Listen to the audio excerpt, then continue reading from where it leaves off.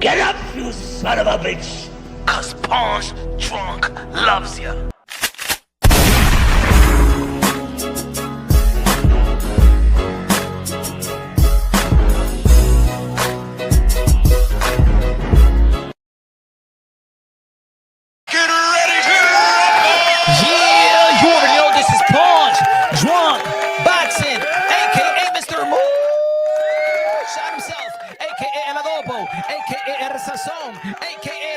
A.K.A. Café Bustelo, A.K.A. El Pastor de Boxeo. Ladies and gentlemen, good morning, good afternoon, good evening, wherever you are at this side of heaven. God bless you all. Y'all already know boxing is light this week. Boxing is light, but there's a lot of stories. There's drama. There's unfortunate situations, but there's also celebrations. And there's also, you know what I'm saying, upcoming fights. We ain't going to say that it was the fights that the world of boxing have been asking for, but some great fights.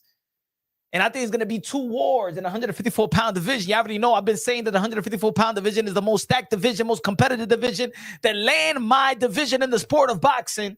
Been saying it for years. If y'all been following the channel, smash that like button. Y'all already know that Virgil Ortiz is going to step inside the ring with Erickson Lubin. I'm predicting that might be a fight of the year candidate. Is going to be a war. You seen what happens when Virgil Ortiz get tagged? He goes out for the gusto. That's it, man. All gloves is off. Not necessarily, but you understand what I'm trying to say. Lubin, you already know he go for it. Fundura, you already know he go for it. Going to be facing Keith one-time Thurman. Keith one-time Thurman trying to turn back the clock. They've been trying to diss Keith one-time Thurman for a long time. Once upon a time, run time. But he could turn back the hands of time. He could turn back the clock and become one of the names. If he does beat Sebastian Fundura, the Towering Inferno. Ladies and gentlemen, you're going to hear this. Thurman versus Crawford at 160. Mark my words. If Keith one-time Thurman beats Sebastian Fundura, you will hear Keith Thurman being a potential matchup for Terence Bud Crawford. And if you've been following the channel for quite some time, I always felt in the welterweight division that was going to be the best of the best. I thought it was going to be the best of the best. I'm not saying that Earl Spence was levels below these guys, but I'm stylistically, even Terence Bud Crawford team always have stated that Keith one-time Thurman was going to be more of a difficult fight than Earl Spence. Bo Mack have stated that. Bernie the Boxer have stated that. Coach Red been stating that. And Terence Bud Crawford, you see the recent interview with Sean Porter, still acknowledged that Keith one-time Thurman was going to be an extreme fight for him. Lone Nose Boxing in the building. What's good, my brother? I can see Lone Nose Boxing already disagreeing with me on the chat. See in the building. EA Loop in the building. What's good, man? We got some great matchups. We got Jerome Boots Ennis back in the ring versus Lima. I know that's not the fight that a lot of people wanted to see Jerome Boots Ennis in, but it seems like his team feel like there's no rush. You know what I'm saying? Trying to tippy-toe his way to the 154-pound division. And, hey, yo, Virgil Ortiz got his easy fights when he first got 154. Boots Ennis got it. Terence Bud Crawford was supposed to get that little easy fight with Majamal, but it turned out to be highly competitive. And like I always told y'all, that the 154-pound division is a division that's going to really be tough. It was tough on Canelo Alvarez. It was tough on Demise Andre. It was tough on everybody. Everybody. Whether they held the belt or not, everybody has somebody got to draw, somebody got dropped, somebody got, you know what I'm saying, got exposed in some way. The 154 pounds, I'm telling you, man. That's where people even feel like Canelo Alvarez lost to Lara. Lara with the draw with Castaño. I thought that Castaño beat Lara. See, Luba get knocked out in the first round by Jamel Charlo. Jamel Charlo lost to Tony Harrison. Tony Harrison get knocked out by Tim Tszyu. Tim Tszyu get knocked out by Bakram and Fundura. And Fundura get knocked out by Brian Mendoza. And Tim Tszyu stops Brian Mendoza. I'm telling you, the 154-pound division is no game to play. That's why, put it this way. Shout out to Turkey Al Sheikh, but I truly don't know how it would have turned out for Bud if he would have stood at 154. Now, of course, he went to the 168, beat Canelo Alvarez, and he is now the king of the sport of boxing, the face of boxing. Shout out to Terence Crawford. Hopefully, he sues the Omaha Police Department. That, in my opinion, I don't give a damn what anybody think. And I'm from the hood. I've got experience. I've a gun. I've gotten guns pulled out on me, and 2 out of the 3 times that happened was Popo. And they do, and I'm saying like this: shout out to Terence Crawford for keeping his composure, for being disciplined, for learning everything that you learn in the gym and exercising it outside of the ring. Because let me say it like this: what that cop wanted to do is for Terence Crawford to react what that cop assumed that a fighter like Bud Crawford would react. Oh, he's a fighter; he gotta be violent. Or he's coming out of a party; he must have a drink. They strategically stopped Terence Crawford, in my opinion. I don't gotta know. I don't gotta know all the details. They strategically stopped Terence Crawford. They know who the hell Terence Crawford is in Omaha, Nebraska. That's like you coming to New York City and you say you don't know who Derek Jeter is. That's like you go to Tuscaloosa, Alabama, you don't know who Deontay Wilder is. That's like you going to St. Louis and say you don't know who Muhammad Ali is. That's like you going to your mama's house and say you don't know who I am.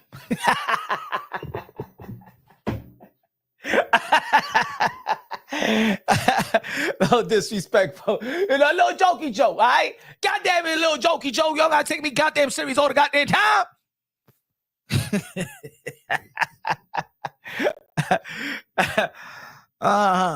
Here we go with the troll. Here we go with the troll. But anyway, I want Terence Crawford to sue him. Because you know what that cop really wanted to tell Terence Crawford when he stopped him. You think you were above the law, huh? I don't give a damn what we did a couple of hours ago. It's Saturday, but this is Sunday. It's 1:30 in the morning. You ain't no damn hero around here, buddy. You nothing but a damn low lousy nigger. I don't give a damn. I'm giving you your last warning right now.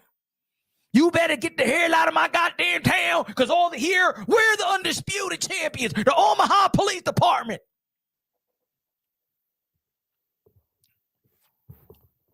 Shit. But we spoken enough about that. Let's get back to boxing. Because we want Bud Crawford to get back to boxing as well.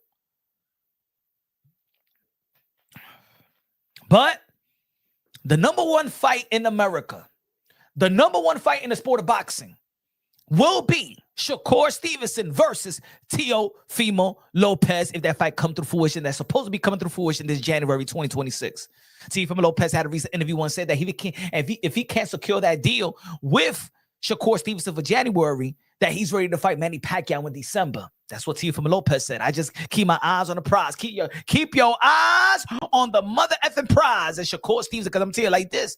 If Teofimo Lopez, I know y'all don't be liking what Teofimo Lopez have stated. I know y'all haters of Teo. Sometimes it's self-inflicted. Yeah, in the end of the day, we all know that Teofimo Lopez is great. We all know that Teofimo Lopez set the tone of this generation. We already know that Teofimo Lopez is a two-division lineal champion, that if it wasn't for the politics of the sport of boxing, he should have been recognized as the first two-division undisputed world champion by being Vasily Lomachenko, but the WBC got in the way and sabotaged and tampered with the legacy of Lomachenko and Teofimo Lopez by adding the WBC franchise. We understand that he went to the 140-pound division and fought Josh Taylor. Josh Taylor, that was the undisputed king in the 140-pound division, but he's vacated his belt before fighting Teofimo Lopez. He would have beat Teofimo Lopez. He would have been recognized as the first two-division undisputed world champion by the age of 25. I don't want to hear it. You know it and I know it, damn it. Stick to your own damn narrative. You know what I'm talking about. Yeah, I said top 15, Life Elijah. Yeah, I said top 15. Why not? Why not? Look at his resume. If he beat Shakur Stevenson, a three-division world champion, Ring Magazine in the super featherweight division, regarded as the best defensive fighter of his time right now. Even with the likes of Canelo Alvarez still there, even with the likes of Bivol and Beterbiev and Usyk and Bud Crawford, right now they're considering Shakur Stevenson as the best defensive fighter right now. Undefeated, unblemished, barely loses a round. Teofimo Lopez will already beat Vasily Lomachenko when Vasily Lomachenko was regarded pound for pound. 1, 2, 3, you can flip it around. He'll already beat Josh Taylor that was regarded pound for pound, top 10. And then he'll be beating Shakur Stevenson, another pound for pound. Ain't no goddamn fighter in this generation that has beaten 3 pound for pound fighters at the time that they fought him and beat him. And guess what? Teofimo Lopez is going to be the underdog once again. So Teofimo Lopez not only matching his expectation, Teofimo Lopez has exceeded the expectations. I don't want to hear it. That's not being a slave to the moment. You don't got to have 100 fights. I've been hearing all my goddamn life. Salvador Sanchez is one of the greatest of all time. I've heard all my life. Hey, yo, Sugar Ray Leonard is a GOAT.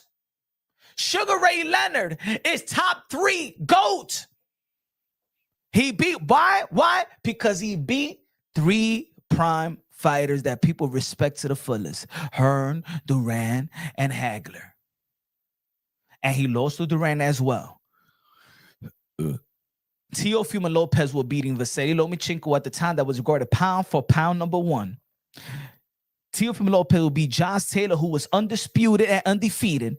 And Teofimo Lopez will be beating Shakur Stevenson, the 3-division world champion, the pound for pound fighter, and one of the greats of this generation. I don't want to hear it. He's top 15. And don't forget that he beat Richard Comey. Don't forget he beat undefeated Barbosa. Don't forget, I don't give a damn how y'all feel. He beat Sando Marjon, who retired Mikey Garcia, a 4-division world champion. And he beat, who else? He beat Jermaine Ortiz. That resume is sick. And he beat Nakatani when Nakatani was one of the top 10 lightweights at his time. I don't want to hear it. I don't give a damn how much you hate Teofimo Lopez. I don't give a damn how much you hate his daddy. I don't give a damn. I don't give a damn if you don't like the liquor. Teofimo Lopez, top 10, top 15 if you beat Shakur Stevenson. And he'll be having the best resume of his time. Better than even Terence Crawford. Am I saying he's going to have more accomplishment? No, but he will have a better resume, arguably. Oh, yes, sir. Oh, yes, sir.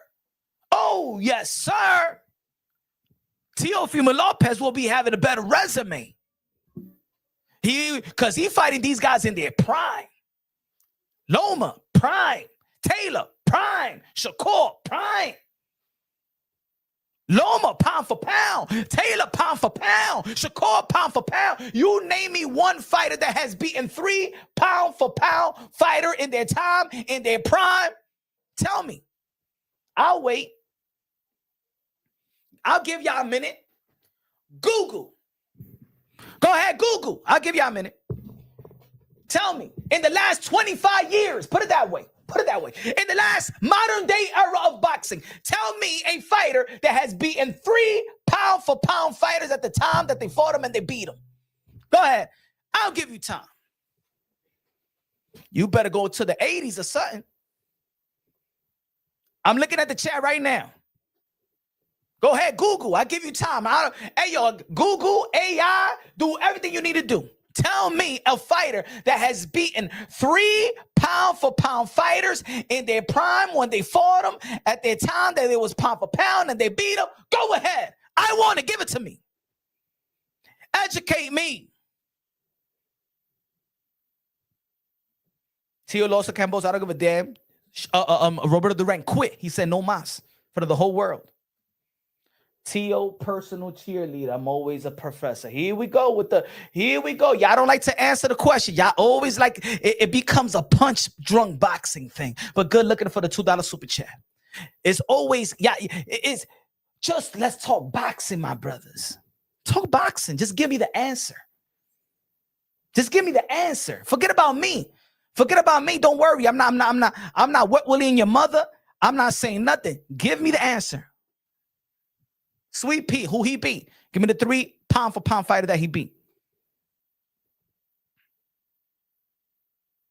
No, man, that loss. I don't give it. Y'all gonna stay stuck to the George Kambosos loss? We ain't never stuck with the Manny Pacquiao loss early in his career. Stop with the mess, man. That's the only thing y'all got on Tio. Is that the shit that y'all gonna say for the rest of his career? But he lost to Kambosos. Y'all just don't want to keep it real. After the George Kambosos, he beat Josh Taylor.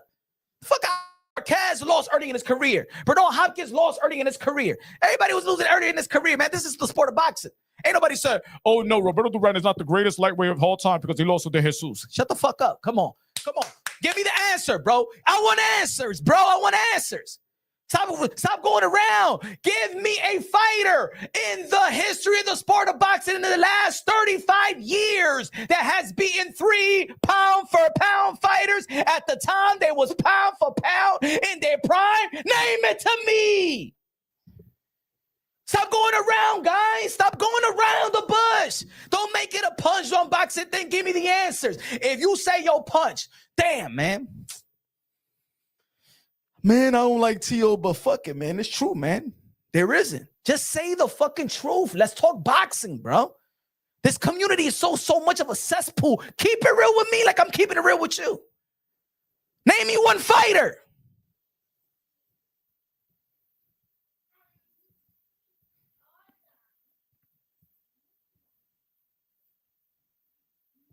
Name me one fighter, bro. Hey, yo. If y'all say some slick, yo, I don't give a damn. I'm to the point where this community is whack and fake. If y'all gonna say something, I'm blocking. You don't even gotta disrespect. I'm blocking motherfuckers. Give me the fucking answer, bro. I'm tired of people going. I'm saying other things. I'm asking in the chat. I'm asking the people. Give me the answer. Tell me the last fighter that has beaten 3 pound-for-pound fighters at the time that they beat them, that they was pound-for-pound in their prime. So Eric Gomes, my brother, I'm watching you. Stop trolling me, my brother. Stop trolling me. I'm tired of that troll shit. I love you, my brother, but quit with the troll today. I want to talk boxing, bro. Punch, this is way off. Give me the answer. Forget about punch, bro. Give me an answer. I'm tired of people not saying what I'm asking them. Oh, it's about punch. What fighter? Yo, I'm going to put it like this. If y'all going to make it about me, I'm going to block y'all. If y'all going to make it about me, I'm going to block y'all. I'm asking y'all a question. I'm going to have a block party nowadays. Lone Nose Boxer said Pernell Whitaker. Name me who he beat. Name the 3 names that they was pound for pound at the time that they beat him. Let's educate each other.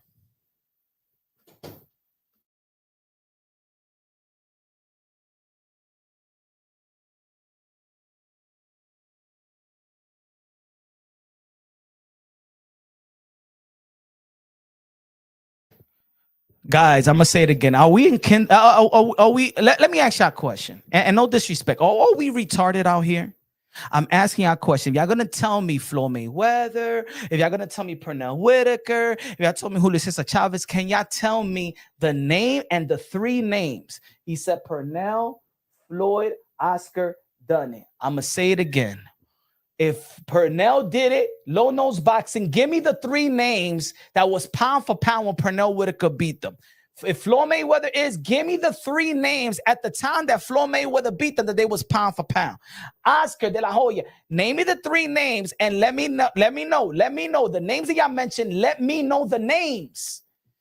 Tio, I got Loma, Taylor, and Shakur. Boom. Okay? Like that. Vamos a hablar de boxeo, mi gente. Guido in the building, what's good? Floyd Mayweather, record against champions. Pernell Whitaker, Oscar, and Floyd, and Canelo, maybe. Diablo, este tigre, yo no entiendo. Yo no voy a hablar contigo, Pernell had a draw with Chavez. That don't count. Thank you, Guido. Es porque Guido, esta gente como, you know what it is? This is what it is, Guido. I've been in this community. You know what it is? It's not that they don't like boxing. It's that they just don't like me. So when I'm talking about boxing, como they don't want to give in. They think that is always a fight. I'm here to enjoy myself, talk about boxing, educate and be educated. Pero no un simple question. Estos tigres son estúpidos, eh. They failed kindergarten, man. They repeated kindergarten. Pernell beat Osumu Chavez, and when did Pernell Whitaker beat Chavez? Low Nose Boxing. Low Nose Boxing, my brother. When did Pernell Whitaker beat Chavez? Oscar B. Hernaldo Hernandez, Pernell Whitaker, and Ike Corte. They was in the pound for pound at the time that they beat him. Okay. So we got Pernell Whitaker, Ike Corte, Ronaldo Hernandez on the pound for pound list. I'm not sure. They don't know boxing. You know they don't know. But anyway, and even if it's one of those names, that's 20 years ago. 20 plus years ago. We're in 2025, my brother. That's almost 30 years ago. You're proving my point anyway. Anybody that's giving me the Oscars and the give me the Purnells and stuff like that.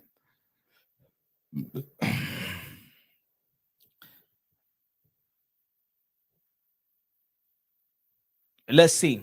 Let's educate ourselves. Vamos a ver. Let's see. Let's see. Going every time that I want to go to my phone, I gotta charge. Every time, bro. Every time.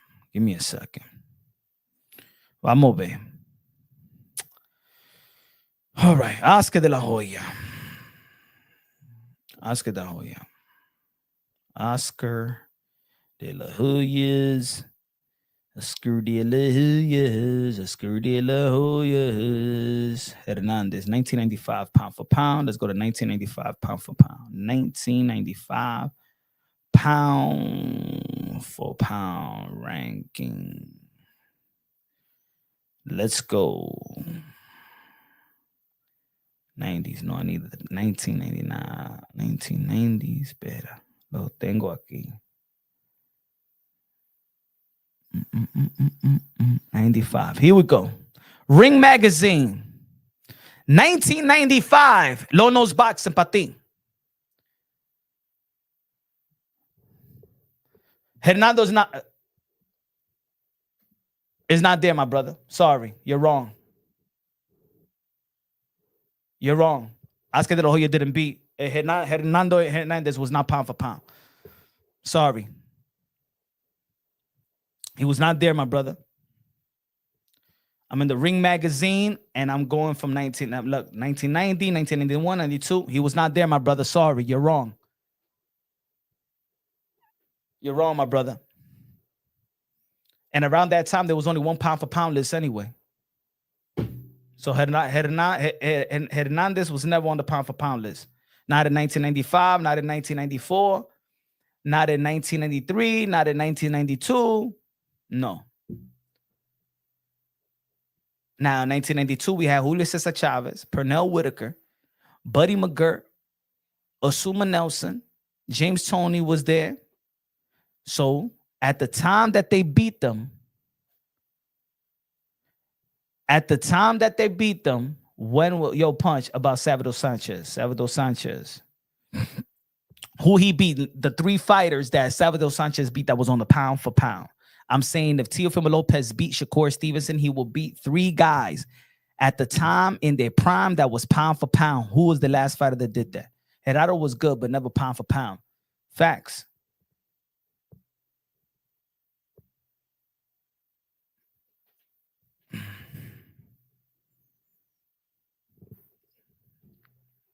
So, okay.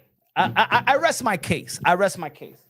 Teofimo Lopez will be the first in a very in the last, and like I said, in the last 35 years, maybe 40 years, that if he beat Shakur Stevenson, Teofimo Lopez will have beaten three guys on the pound for pound list in their prime at the time that he fought him and beat him. Teofimo Lopez. The reason why Sugar Ray Leonard is GOAT talk is because, not because he was 50-0, not because he fought 80 times, it's because he beat the best when they was at their best.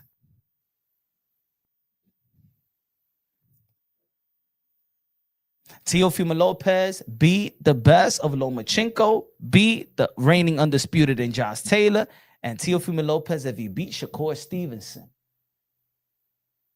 Teofimo Lopez have the greatest wins of this generation. Enrique con los 5 pesos.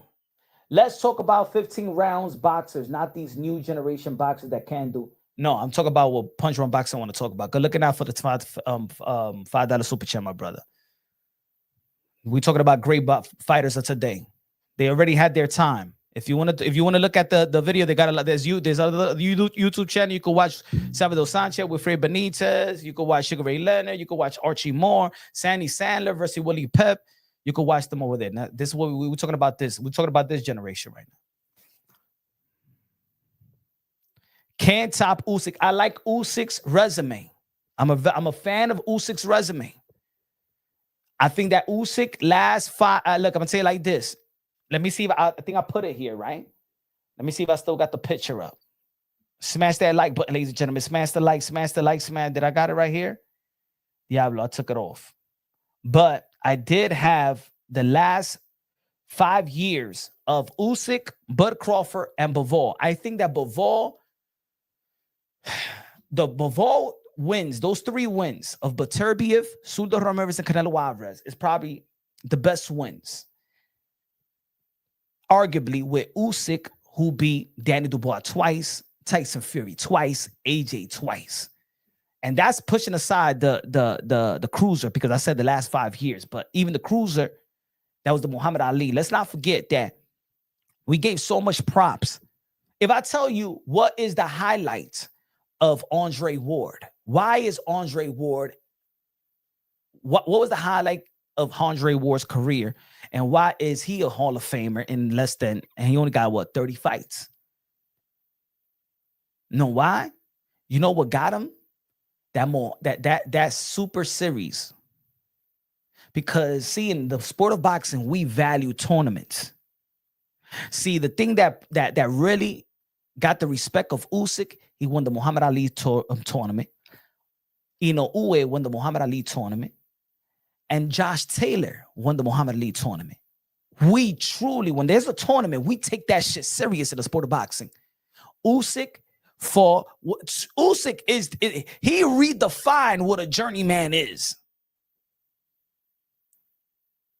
Usyk redefined. Shout out to DJ MFB. Facts.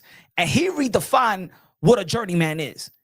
We always talk about here in America that when a fighter, Earl Spence went out there in the UK.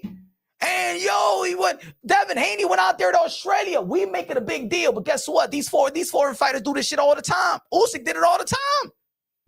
Manny Pacquiao ain't from America. Manny Pacquiao was snatching titles over here in America. Canelo Alvarez ain't from here. He was snatching titles over here. But us Americans, we like, oh my God, he took a plane and he went somewhere else and he got a title. Oh my God. Yeah, Usyk did that all the time. Usyk did that all the time. Terence Crawford, best victories, in my opinion, no, it's not Ricky Burns and it's not Victor Postal. It's Sean Porter, it's Earl Spence, and Canelo Alvarez. And I'm going to tell you like this, the greatest performance of this generation was Bud Crawford beating the crap out of Earl Spence. I got to be honest. The way that he beat Earl Spence, like, I give a lot of shout out to Terence Crawford and beating Canelo Alvarez, but the way that he beat Earl Spence just came out. A lot of people like to say, Earl Spence just came out of a car accident. Earl Spence, you know what I'm saying? He had a layoff. Man, Earl Spence also, last fight, broke the orbital bone of Dennis Ugas, who beat Manny Pacquiao. Enrique can please you have a podcast on the past legends? Yeah, we can have an episode, of course, Enrique. Yeah. But when we're talking about the greatest fighters, even today, we're still going to be talking about the people in the past. But sometimes we gotta be real. Sometimes we too much of a slave to the past. You know what I'm saying? Sometimes we like to shit on today just for the past, but in all actuality, bro, these guys today are doing some good shit, bro. These guys today are doing some good. Bud Crawford is doing some great shit. Always doing some great shit. Usyk is doing some great shit. Teofimo Lopez is doing some great shit. Shakur Stevenson is going for the gusto. Devin Haney is going out there to fight Brian Oma Jr. to become a 3-division world champion. We got to give what we got right now some props. We're so busy trying to shit on today for yesterday. But guess what? If yesterday was today and it got Twitter and it got YouTube, hey, yo, put it this way. When Roberto Duran quit versus Leonard, we'll be calling Roberto Duran a bitch. If Roberto Duran was today here, 2025 with YouTube and Twitter and IG and TikTok and Snapchat and all the shit, could you imagine? Could you imagine Twitter? Could you imagine? No mas in 2025?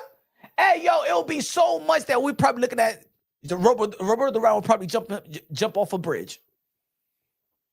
Could you imagine? Could you imagine if Teofimo Lopez fights Shakur Stevenson and Shakur Stevenson says no mas or vice versa?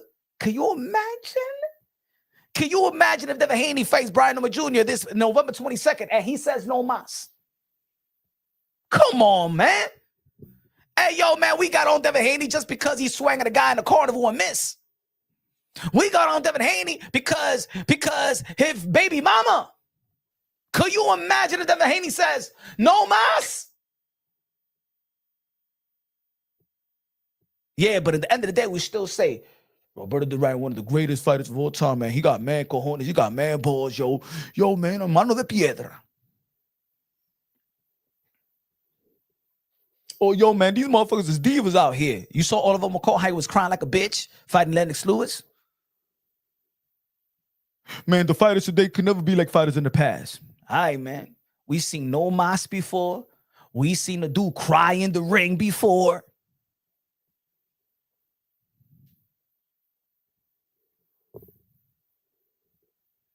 Put your feet in, yo, have we learned? You know what we learn every time? Because some community gets humble, right? I got humble the way that Canelo Alvarez lost to Terence Crawford. Terence Crawford is the face of boxing to me. Terence Crawford is the king, is the face. Oh, I'm humble, but guess what? I witnessed greatness. Aplauso, Bud Crawford. It's even the way that Canelo Alvarez even lost, the way that he was speaking after the fight. When Terence Crawford, when Canelo Alvarez introduced Terence Crawford, the man that whoop your ass, you introduce him to your wife and your kids. God damn, you can't be that humble, my brother. Chill, relax, bruh. Like I've been saying throughout the day, even Eddie Setback trying to throw this guy a bone. Canelo Alvarez, hey, yo, I think that you won. And Canelo Alvarez said, no, I don't know. I can't do nothing. I couldn't figure this motherfucker out, man. Eddie, what happened? You give me game plan and nothing. Where's the power, man? I'm hitting like that and nothing. I need nothing to hit. Hey, if there's a rematch, can Canelo beat Crawford? I think there's a possibility. I believe that Canelo Alvarez is an all-time great and probably go to the drawing board, but I just think that he checked out mentally, man. He said, I couldn't figure him out. You couldn't figure him out? 60 fights. No wonder you wouldn't even want to fight the slick fighters. He back in the way. I'm gonna say it like this, man. The man been rich for a long time. Don't let it fool you. The man right now, Canelo Alvarez is looking at himself in the mirror and said, he went back to the locker room and said, Eddie, what happened, man? What happened to me, Eddie? I used to put somebody in their arm and their hips. They don't go. They stop it. I don't know. My power. Eddie, what happened to me? Eddie. I want the carne. I want the meat again, please. I don't know what happened because I tried everything I needed to do.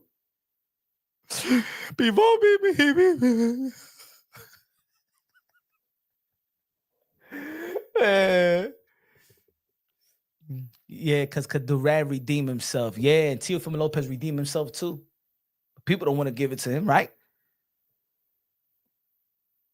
Teofimo Lopez, the takeover, will have a better resume and better wins than everybody of this era. Yes, if he beats Shakur Stevenson, those 3 wins are greater than anybody else's 3 wins. It could be arguably, though. It's arguably. Those 3 wins will be better than anybody's 3 wins. Okay, Teofimo Lopez, Loma, Taylor, Shakur, Bud, Porter, Spence, and Canelo. Mm. Mm. Mm. And let's be real, Tio is still smaller than Shakur Stevenson. We seen them side by side. We seen them spar. Tio is not a big 140 anyway. Tio is a small 140, big 130. Tio is smaller than Shakur Stevenson. If you ever been around these guys, Tio is the smallest one. It's Tank, Tio, Shakur, and Devin, and Ryan.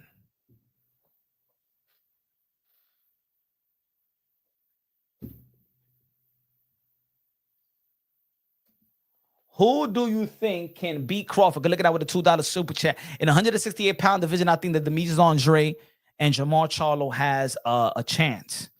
In 160, I don't think that nobody got a chance. I think that Terence Crawford beat Janovic. I think he beats Carlos Adames, and I think that he beat Lara. In 154, if you move the winner of Keith Thurman and Fundora, the winner of that fight, I wouldn't know. I think that Bud Crawford's footwork. If Thurman wins, I'm not even gonna pick a winner. That's one of my dream matchups. Crawford versus Thurman. I think Crawford beats Boots. I think right now still Bud Crawford beats Virgil. A slight. I still have Virgil is really becoming a very, very dangerous fighter. I don't think that Boots, the way that he was ducking the Tios and everybody else, and the Virgil, I don't feel like he's mentally ready for Bud. Some people think that I don't think he's mentally ready for Bud. So that's the part why I'm not choosing Boots beating Bud, because I just don't think that he's ready to really, really challenge himself.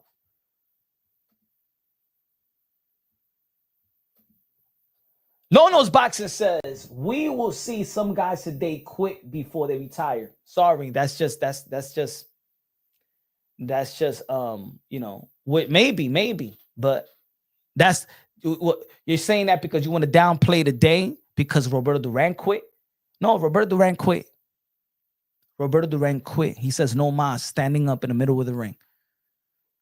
It's one thing that when you got cut, you got like Ramirez, his hand broken. You can't see, like Colazo, you know what I'm saying? You getting the ass whooping, yeah. But the way that this guy lost off frustration. That guy, Roberto Duran, lost because I'm too much. I'm levels above you. I'm schooling your ass. He quit. He's a dropout. That's what happened. That Roberto Duran was schooling him so much that the work got too hard, the homeworks got too hard, the tests got too hard, and he quit in the middle of a midterm. He took his soul, his spirit. He took everything, put it in his back pocket, and had nothing left. That's quitting right there. So one thing that when you're getting beat down, this guy was getting beat down mentally. Not only would Teofimo Lopez and Shakur be the most boring fight, there will even be a single. I'm hearing this lately since one person, I think two people in the media said, Dan, the Italian, said that Tio and Shakur. I never experienced that until somebody put it in the air, and that's what it is about valid opinions. When you have a valid opinion and you put something in the air, and then there's other people. I never heard in all the years that we've been talking about the potential for 4 or 5 kings. I never heard that before until somebody threw that in the air, that Shakur and Tio will be a boring fight. It was always in this community, Shakur and Haney will be a boring fight. But all of a sudden now, Tio and Shakur will be a boring fight. You see what the hardcore boxing fans like to do? You see how we shrink our sport? That's why, because we're the one that educate the casuals. That's why now the casuals don't know shit. We're already killing the Shakur and Tio will be boring. Why would it be boring? Shakur showed you that I don't have to be boring. I'm not a boring. He wasn't a boring fighter versus Cepeda. And Teofimo Lopez is not a boring fighter versus Barbosa. So why all of a sudden this is a boring fight? We kill the hardcores has been, lately the hardcores have been a disease to the sport of boxing. We hate everything. Even if we get a matchup, it's boring. Oh no, he's not worth the money. Oh man, he doesn't sell. Oh man, we're like bitter big mums and family court. We never satisfied with shit. Yo, when Keith Thurman getting back in the ring? Yo, he's gonna fight for Honduras. He don't deserve Honduras. Why he's jumping the line? Hey, yo, what about but Crawford versus Demise Andre? Demise Andre is not even ranked. Who did he beat? What about Jamal Charlo? And I don't know, man. Jamal Charlo, he's washed up.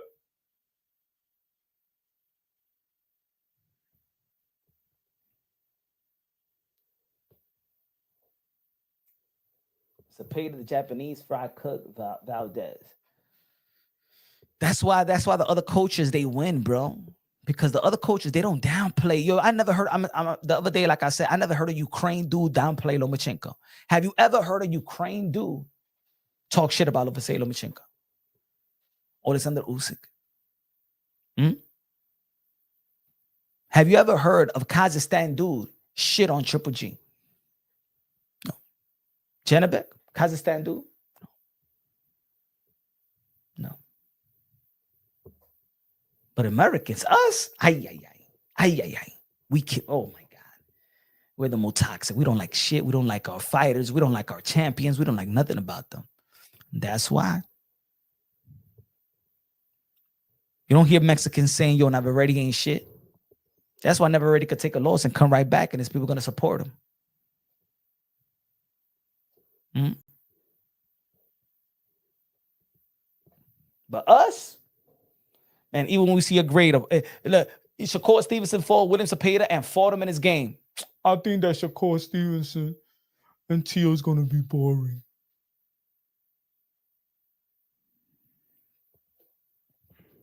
Because most these dudes couldn't bust a grape in a fruit fight. Facts, man. But yo, Shakur Stevenson and Teofimo Lopez is the #1 fight that can be produced. Tio need a fight more often. Money will come later. Enrique with a $2 super chat. He's gonna fight. Don't worry. He's coming soon. Teofimo Lopez is gonna fight. Don't worry about it. That's Shakur Stevenson versus Teofimo Lopez, the #1 fight in the sport of boxing. DJ MFB, one of the members, said that Shakur will win. It's gonna be a tough matchup. I got a very, very close fight. I got this fight like a Roy Jones Jr. versus James Toney. I got Shakur Stevenson being James Toney. I got Teofimo Lopez being Roy Jones Jr. They're in the same level, but it's just something about Teofimo Lopez. He just got an athletic ability. Teofimo Lopez said in a recent interview, he said that Shakur Stevenson is overrated. No. I disagree with that. Don't say that, Tio. I heard Shakur Stevenson give Teofimo Lopez the utmost respect because he feels if he beats Teofimo Lopez, that he wants to get the utmost respect. That's the biggest challenge. Shakur Stevenson is not overrated. Shakur Stevenson in this era, that is your prime fighter right there. That is the best of the best. Do not downplay him. Don't downplay him. I don't like it when fighters downplay their best fights. Because if you beat Shakur, then they're going to come back around and say, nah, motherfucker, he's overrated. Who you ain't beat nobody. Don't promote it. Promote it like promote it. This is the best. Shakur is the best, but I'm gonna beat his ass. A good old trash talk. I'm gonna beat Teofimo Lopez's ass, but I believe that Teofimo Lopez is my greatest opponent. Beautiful. And then everybody going, oh yeah, man. They both respect each other, but they really going. And that's how you get the ultimate praise. Hating on Tio versus Shakur, but support Tank fighting Jake Paul. Oh, boys. Tio and Shakur fighting to be legends. Facts, Jacob. That's something I know for a fact about Teofimo Lopez. This guy, Teofimo Lopez is one thing about Tio, bro. He truly wants to be great. He's starving to be great. Money is not the #1 issue, bro. Tio, I'm telling you, bro. Tio is a gym rat, bro. Tio is dialed in. He always is about the sport for him. And because the sport has diminished the importance, belts, accomplishments, and stuff like that. And now, we implementing pillow boxing, pillow fighting, YouTube boxing, and stuff like that. People that it used to be high risk, high reward. And now Gervonta Tank Davis, high reward is going to be Jake Paul. So there is. I like that Jake Paul is in the sport of boxing, but the market it does a disservice to those who's daring to be great. It's doing a disservice to the boxers that's truly doing some legacy shit.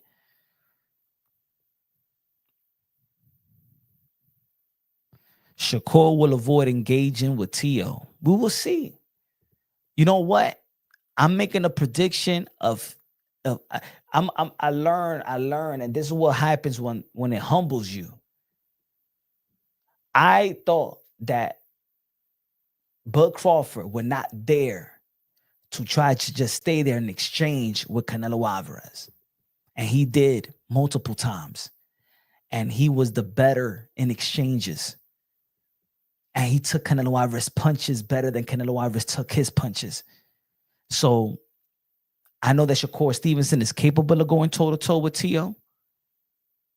And he has the capability of boxing in the outside. I'm not even going to count that out. I'm not gonna say nah, but I ain't gonna say that Shakur ain't gonna go after. Nah, I don't know. Maybe Shakur would try to do that, and Teo will be the boxer, because Teo could box. Teo could do the same shit that Shakur does.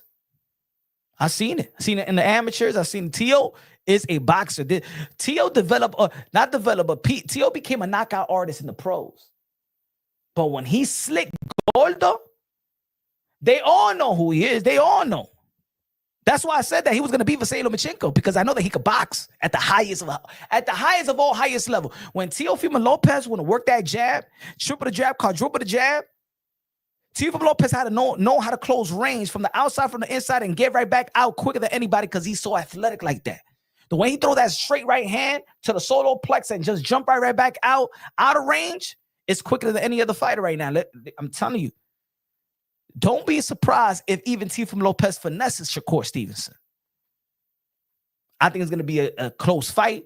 I think it's a 115, 113 type of fight. But I believe that Teofimo Lopez just have something that just Shakur Stevenson does not have. And that's the athletic ability that is shit that you just can't teach. And that's why I rate this fight like a James Toney versus Roy Jones Jr. They're on the same level, but Roy Jones Jr. was just athletically gifted more than James Toney. Hey, yo, man, I seen you go. There's a video. I seen a sparring with Sean Porter when Kenny Porter was already quitting. He was about to take his son out the ring because Teofimo Lopez was outboxing Sean Porter. People are never this is the thing that has fogged up the minds of a lot of people in the sport of boxing. That Camboso defeat has kept a question on Teofimo Lopez. And that's what it is. And people just can't get, there's some people that just can't get over that. But there's so much of they know the history of the sport of boxing. We got over anybody. When somebody get chin checked, when somebody get dropped, when somebody lost. Oscar De La Hoya says Shakur is the best fighter. I believe that Shakur is one of the best fighters, man.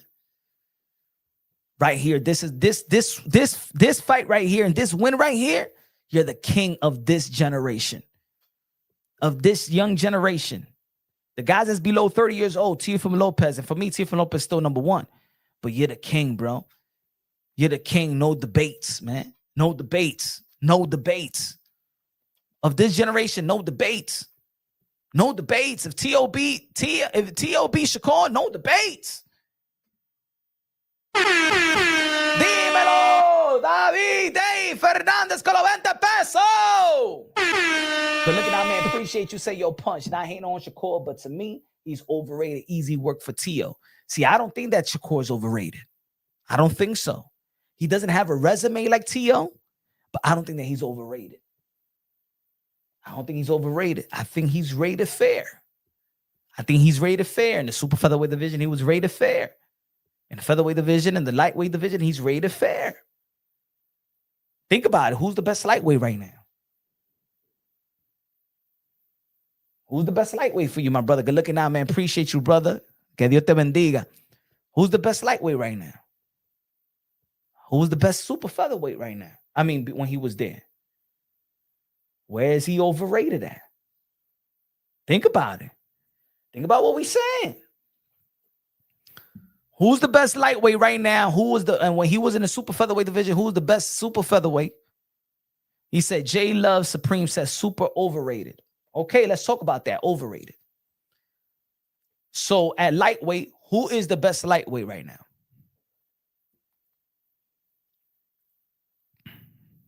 Who you got? Where you got him rated at?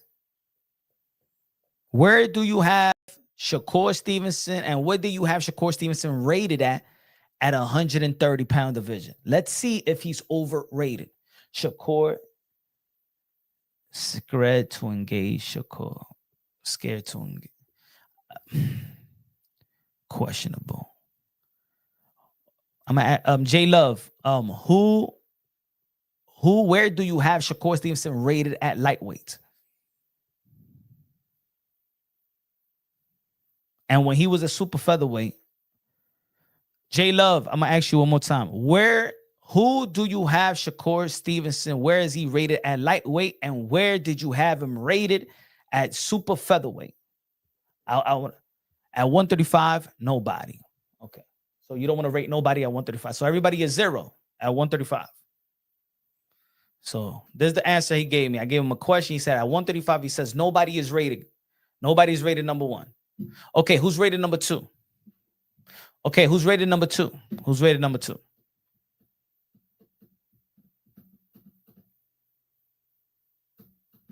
J Love, who's rated number 2? If nobody's number 1, who's rated number 2?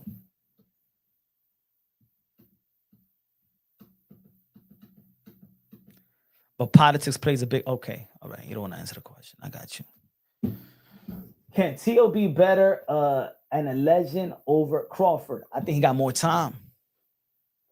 I think he got more time than Crawford. The Crawford is 38 years old. Teofimo Lopez is 28. Teofimo Lopez is 10 years younger. So if he beats Shakur Stevenson at 28 years old, entering his prime, because I always say that between 27 and 32 is where your intellect and physical ability is coexisting at the highest level.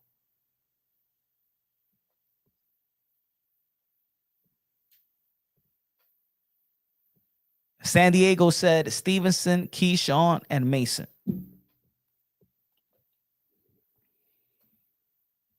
And that's what I mean, guys. Why we playing? Why some of y'all, we're talking hardcore boxing talk.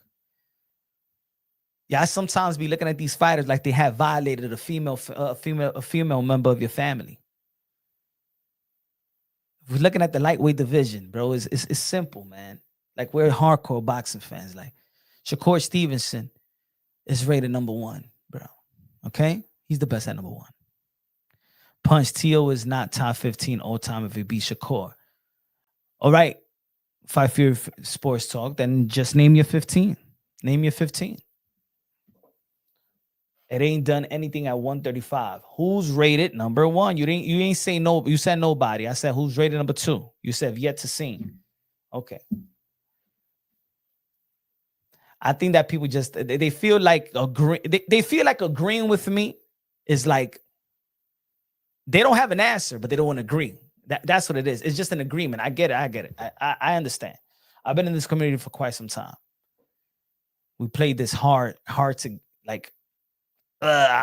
Shit. Punch asking me a question. Oh, I don't want to know. I don't know. No, Shakur's not rated nowhere. Because if you say he's number 2, then he's not overrated. In super featherweight, in the super featherweight, he was number 1. So when you say he's overrated, think about it. He's not overrated. Shakur Andy Cruz, number 2. Brown said. See, people logical out here, man. People logical. I don't know why other people like to play this hard to get shit or something like that. Like Punch Drunk Boxing, Teofimo Lopez, legacy in the building. Let's see him fight Keyshawn. Okay, well, I'd love to see that fight. He's rated just right. Exactly. That's my opinion. He's rated just right. He's been number one at super featherweight. He's probably number one at 135. So he's been rated respectfully. And he's a 3-division world champion, had a lineal champion at super featherweight, went to the 135-pound division, beat William Cepeda, beat Artem, beat the guy that knocked down Nakatani, that retired Nakatani, I believe. So the Japanese dude. Keyshawn gotta go to 140. I want Bud to fight Thurman or Tio. Ooh. I'm gonna say it like this. Why not? But Tio's at 140 now. It's gonna be hard for him to go to 168. If it was at 154, I would have kept saying, if it would have been Shakur, and then I would be like, yeah, go to 154 and fight Bud. But I said, Bud, move all the way too far. Enrique con los $2 the super chat. Does Tio remind you of any of the past legends? Yes, he reminds me a little bit of Hector Camacho. A mixture of Hector Camacho and he reminds me a lot of Hector Camacho. Like a mixture of Duran and Hector Camacho. Got a little bit of a Prince Nassim as well. You got a little bit of a Prince Nassim thing going on. So a little mixture of that. The Prince Nassim, Hector Camacho, and Roberto Duran. All balled up.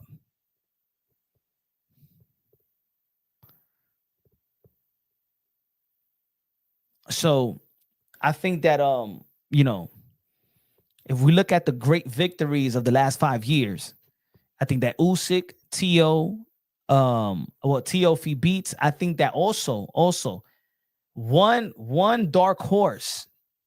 If he beats O'Shaquie Foster, Stephen Fulton will beat Angelo Leo, Brandon Figueroa, and O'Shaquie Foster. I think those will be 3 great wins as well. That will come through as an honorable mention.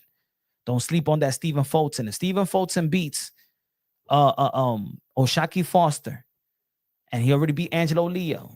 Angelo Leo, that win very, very aged well. We talking about victories that age well. We did that with Flo Mayweather. The Canelo Alvarez fight win did age well. And Brandon Figueroa. I think those are great wins of the last 5 years. But Usyk with the thing I like about Usyk, the difference between the difference between Usyk and Bud Crawford is that Usyk made sure that this ain't a one-off. Usyk made sure that this wasn't I didn't beat you and it was a fluke. He rematched Dubois, he rematched Fury, and he rematched AJ. See, that's we have to look at those aspects as well. You know what I'm saying? Like, you beat Canelo, but in the end of the day, in the scorecards, it was still a close fight. Maybe if there's not a lot of fighting in 168, I would like to see a rematch. I'll see a rematch. I think it's respectable, and I will predict that Bud Crawford will beat Canelo Alvarez. But I would like to see the rematch, and I got Bud Crawford beating Canelo Alvarez because I think the Canelo Alvarez mentally checked out. Usyk still has the best resume of this of the last of this era in the last 5. In the last 5, I'm just saying the last 5 years because I'm not counting the great thing that he did in the tournament, the Muhammad Ali tournament and stuff like that in the cruiserweight division, in which it was extremely well and undervalued by a lot of Americans, because I think that's what it is when it comes to Alexander Usyk. I think they don't want to give him credit. I'm gonna say it like this: if Alexander Usyk was an American heavyweight, they be talking about him like if he's he's Muhammad Ali, Mike Tyson type of fighter. Is that people in America? I'm telling you, I love my Americans, but when it comes to the sport of boxing, we just toxic. The reason why people don't want to give Usyk the number 1 and the best resume is because he's not American. But Usyk has the better wins, has the better challenges and difficult wins. Let's not forget that Alexander Usyk was weighing 220 pounds, and he was eating just to get to 220 pounds. And these guys was weighing through 250, 260, 270 pounds. He was giving up a yes. Bud Crawford went to the 168-pound division to fight Canelo Alvarez. But let's be real, let's be honest. If we look at themselves, if we look at Canelo Alvarez and Bud Crawford in the ring, you wouldn't know who's really the pure 168 pounder. But when you look at Usyk versus Tyson Fury, you see that this guy's motherfuckers is fighting a giant. When you see Usyk versus AJ, when you see Usyk versus Dubois, all muscle bound, you could see the difficulties. You could see the challenges that he has to overcome. I'm not saying that Bud Crawford didn't have to overcome anything, but what I'm saying, the thing with Bud Crawford and Canelo Alvarez leading up to the fight is that, Bud Crawford is bigger than Canelo. Bud Crawford looks stronger than Canelo. Come fight night, Bud Crawford actually did look stronger than Canelo Alvarez. Bud Crawford looked bigger than Canelo Alvarez. This wasn't a David and Goliath type of fight. Fight Sports Talk said, Usyk is a raw warrior, never been with a big promoter, and just handles business as a prop. He's underappreciated, but his resume is the best since Mayweather Pacquiao era. I agree. Teo has the time, the big names around his division to pass Bud. He just has to fight all of them. But Bud didn't fight all of them. Low nose boxing, and we still rate Bud Crawford number one. Low nose boxing. You want Teo to scrape the whole 140 to say that he's the best? Bud didn't scrape the whole welterweight division. Bud didn't go to the 154-pound division and scrape the 154-pound division. Like, Bud didn't even be truly the best on what really 140. The guy, you know what I'm saying? Like, well, he's still number one. He's still number one. You giving Teofimo Lopez too much of a hurdle to be who he is. Nah, man. He don't got to go. He don't got to beat everybody at 140 and then beat Shakur. And then we talk about no.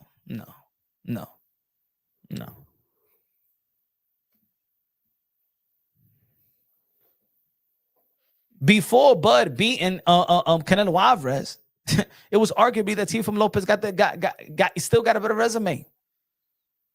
So not forget that we was all joking that Bud Crawford said that he beat Victor Postal and Ricky Burns. Let's not forget about that.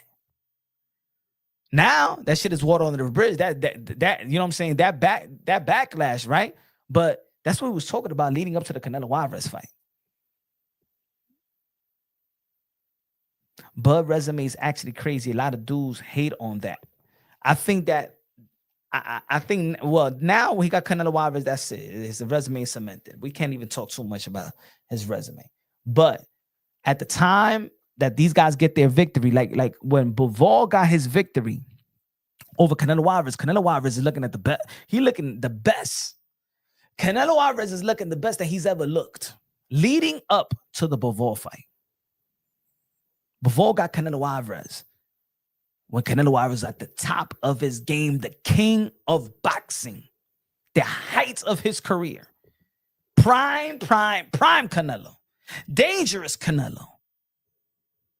Hey, let me tell you like this. When he stopped playing, people was trying to whisper a potential fight with him and Usyk.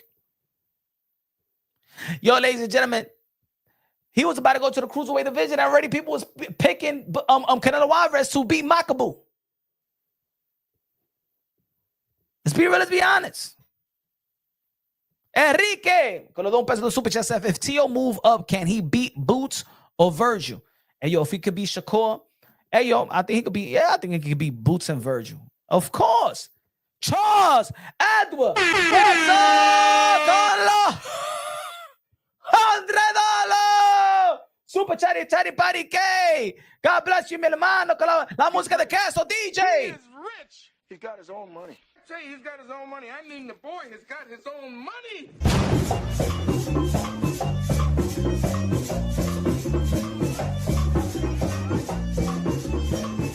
Queso, me dice. Pastore. And yes, made them look that way. DJ Canelo, Alex Sensation. Hágame la música, facts. Hey, yo, man, I had a week eating crow soup, choking on crow bones. I still got crow feathers stuck in my throat. But it's true with that said, we can't talk bad about his resume. We can't even question his resume. See, yo, Bud just make these guys look ordinary, man. He made the best. That's why I say I think that Bud got the greatest performance of this generation. That Errol Spence performance, bro. Yo, even I was over-exaggerating, and I said that Bud. I predicted that Bud was going to beat Errol Spence worse than a car accident. But that's also a part of me being comedic. But when he did it, man, I felt like a genius, but I was like, wow, still. You know what I'm saying? Like, I predicted it, but it's almost like, did I even believe it 100%? I over-exaggerated. People was, hey, yo, Eric Gomes, you know that people was hating on me when I said that, right? Yo, why you bringing the car accident? Yo, that shit's fucked up. Yo, that shit ain't funny, yo. You know what I'm saying? Don't be, yo, man, for real. You gonna see Earl Spence one watch. What you gonna do to Bud? You know what I'm saying? Bud never phone nobody. I said, man, please, man. Earl Spence is predictable, man. He's gonna walk through that front door, man. He throws one jab, two jabs, push off, body, reset. Man. I said that Bud Crawford's going to turn the big fish on is going to turn the big fish to tuna fish on your aisle 9 on your, and you can find them on your aisle 9 on your local supermarket. Man, I was preaching that shit every day. I was a genius with that prediction, but goddamn, I was a dummy when it came to Canelo Alvarez and Earl Spence. I mean, and Bud Crawford. Hey, yo, man, I said, man, I'm going to dedicate this last 3 weeks, and I'm just going to be talking about Canelo Alvarez and Bud. Where's my chocolate thunder? Hey, yo, I'll say it like this, though. You see that short video that I did, acting like Turkey Out Shake? That shit is going, it's still going. See, there's a group of people that thought that I was picking Bud, and there's another group of people that know that I was picking Canelo Alvarez. He said, my chocolate thunder, hold my hand, chocolate thunder. You're going to beat the cinnamon bun, right? Beat him up, rip it right, rip it apart. And then I would hold your hand. And we go to my sweet motherfucker. Hey, yo, Queso, but I got to say this. Queso. October 25. Okay, so I got to give a shout out to, it's a personal shout out to Queso. Queso, I want to thank you, bro. I want to thank you because you challenged me. And nobody in my life, nobody around me has challenged me. And I'm dedicated, bro. I'm dedicated to get my health right, bro. So I want to thank you. October 25th, I'm going to show my crusty toes. And I'm gonna get on the scale, and I'm going to be 207. You heard? But I want to thank you, my brother, because for real, I want to thank you though. I want to thank you for real. But I'll be like this, and I want to stop. I said, no, I gotta get that 207. Watch. See, sometimes you need it's sometimes you get motivated and it's always it could be a person, it could be a thing, it could be something, but yo, hey yo, man. Hey yo, I was heading to 260, folks, man. I was walking around 256, 257. I'm like, shit. I remember I was walking with my brother, and my brother was like, yo, man, look at your neck. He said, your neck is talking, man. I got so much chichos on my neck. Like a damn suit, a Big Mac, bro.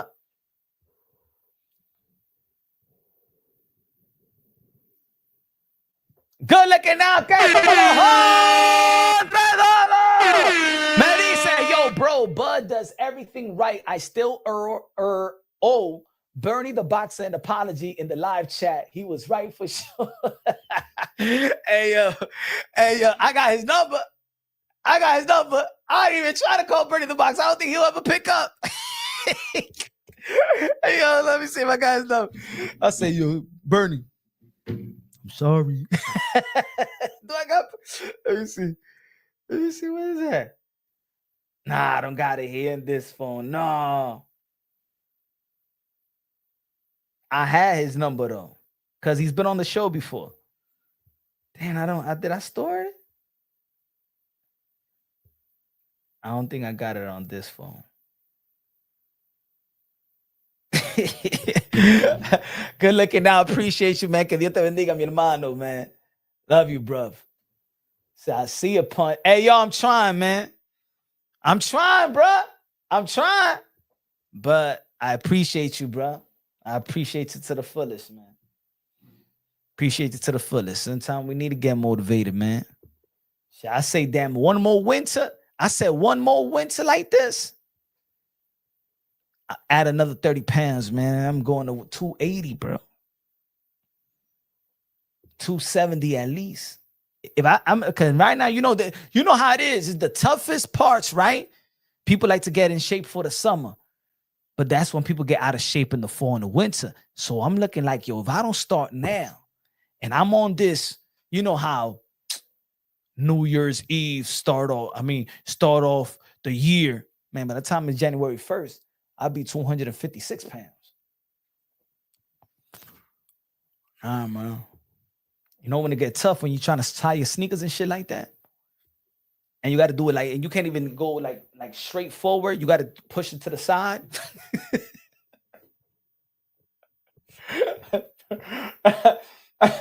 You know. Good looking out. Enrique says, should Tio rematch with Camboso? I think that's a possibility as well. I think that's a fight that, even though that Jose Camboso has no momentum, is really just, I think he lost almost all of his fights after the Teofimo Lopez. I think he lost to Devin Haney twice. I think he lost to Maxie Hugh, in my opinion. But they gave it to him. He lost to Richardson Hitchens. He got knocked out by Vasily Lomachenko. He got knocked out by Richardson Hitchens. I think Teofimo Lopez will take him out. But maybe he does need that. I think every fighter, I think Hagler did that. He rewrote his laws. Duran did that. You know what I'm saying? He rematched De Jesus and he beat De Jesus. So yeah, man, I think if he can't get Shakur, if he can't get a big fight, I think that'll still be a big fight for him. And even though a lot of people don't think too much about Camboso, the only reason George Camboso has a name is because he defeated Teofimo Lopez. So if Teofimo Lopez rewrites that wrong, you know what I'm saying? It's almost like when AJ beat Andy Ruiz. He got knocked out by Andy Ruiz. A lot of people didn't think that was going to happen, right? A lot of people was calling it a Buster Douglas moment. And he got that win back, right? So maybe that's what he need to do. Maybe that's what he need to do, That's why Tio was supposed to smoke them both, though. Facts. And I think this is what it is. I think the Teofimo Lopez win over Josh Taylor humbled the boxing world. But then when he retired on the same night and then went on ESPN with Max Kellerman to announce a retirement, I think that I knew behind the scenes what was the problem, what was the issue. But again, there's certain things that you don't have to go public with it. And I think that right there effed up his momentum with the fans, like really like being humbled, like, yo, Tio, you the man. And then people just talking to then people were saying, oh man, he just want some people to pity him. It's a fake retirement. And people didn't want to, then people wasn't talking about that John Taylor victory. Then beating Barbosa, right? Beating Barbosa, and then the IG live where everybody was talking about what he said, where the liquor at, and then it became a racist thing for the people. Then people just was talking about his character more than his performance. You know what I'm saying? So I think that things has been done and said that, that has slowed his momentum when he did something great. But if Tio beats Shakur, like I was saying earlier, I don't know, I don't, you wasn't here earlier, but I said, man, Teofimo Lopez will be the only guy in the past 35 years, 40 years, 35 years that has beaten 3 pound-for-pound fighters at the time that he fought them in their prime. Canelo Alvarez beat 1 pound-for-pound fighter, Triple G, at the time that he fought him, right? Bivol beat 2 pound-for-pound fighters, right? Usyk, you could tell that Tyson Fury was like a pound-for-pound fighter, right? But that's just one. Bud Crawford beat 2 pound-for-pound fighters at the time. He beat Earl Spence and he beat Canelo. Was Gamboa on the pound-for-pound list? I know he came up 2 division up. Was he on the pound-for-pound list when he did beat him? Let's see. I only got the 90s right now.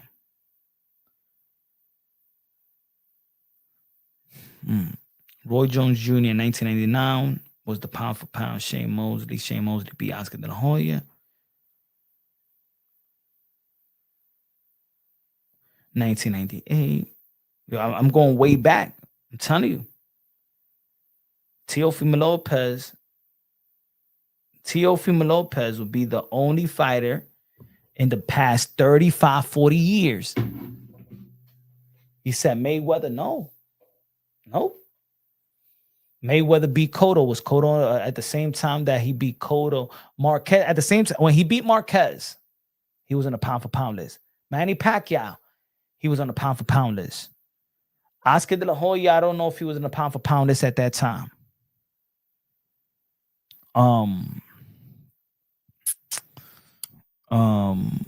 Zab Judah, he lost to Baldomir. Luis Castillo, maybe, and Floyd Mayweather. What year that he beat Castillo? I don't think Castillo was in the pound-for-pound list. What year he beat Castillo? I'm looking at the pound-for-pound list right now. I'm on 1999.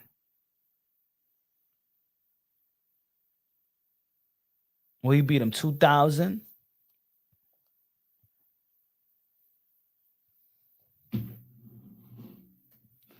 Fight Fury Field con 20 pesos. Super Chari Pari K. Dímelo, mi hermano said, what up, Punch? What do you think wants it more, Teo or Shakur? That's a tough one, bro.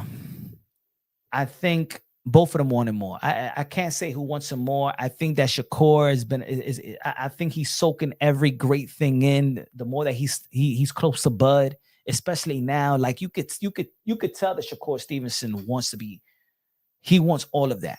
He wants to. And Teo and Shakur are the same. They have the same mentality of wanting to be great. They're having that chip on their shoulder. Remember, Teofimo Lopez and Shakur should have been representing USA at the same time because Teofimo Lopez won the Olympic trial. They should have been, and around that time, Teo, Shakur, Gary Antoine Russell was the guy that was doing that was really doing their thing in the amateurs. So Teo and Shakur was always about wanting to be great. You know what I'm saying? Everything was not about money, it's about wanting to be great. I think that Teo has had the better challenges and got the better resume. But I think that Shakur Stevenson would have taken the same challenges that they gave Teo if it was the opportunity. I think that if at the time Shakur was in the same division as Vasily Lomachenko, I think that he would have took that fight. I think Teo wants a little bit more in this sense, just a little bit more, because Shakur wasn't ready to fight Keyshawn Davis, and that tells me that your friend is more important than your legacy. So I'll take it back. Teo wants him more because right there. But remember, Teo was friends with Rolly. As soon as Rolly went to the 140-pound division, Teo and Rolly wasn't friends anymore. And Rolly couldn't understand. Teo straight up told me, "You're not going to stand in the way of my legacy." Teo wasn't friend with Rolly no more. He said, "I'm going to have to fight you." And I know this for a fact. Behind the scenes, Teo wasn't fucking with Rolly. So I'm gonna say that Teo, he will dead a friendship in boxing for his greatness. Shakur wouldn't. Dímelo, Charles, Edward, Queso. What do we want? Queso. Who do we need? Queso. Con los $100. Otra vez la música de Queso, la música de Queso, la música de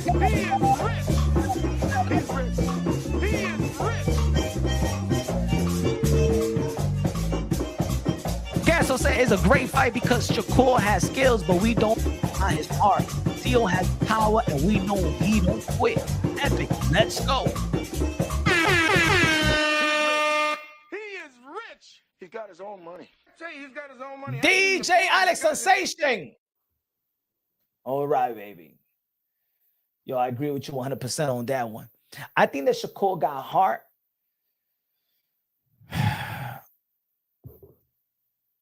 But Teo, see, yo, I seen Teo in the gym, man. And Teo got a chip on his shoulder. He truly wants to be great to the point where, man, yo, Teo's a gym rat. Yo, Teo, I'm gonna tell you right now, Teo, if you ask me, yo, where you think Teo is at right now? I'll be in the gym. If you tell me at 8 o'clock in the morning, yo, where you think Teo is at right now? I say in the gym.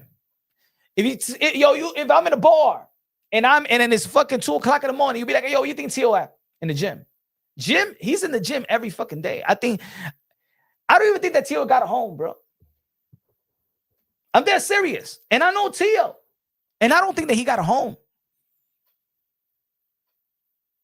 I don't think he got a home, bro.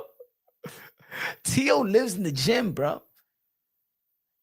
Ask anybody that. Ask anybody that know Teo. They know that. Fight Fury Films con los $100.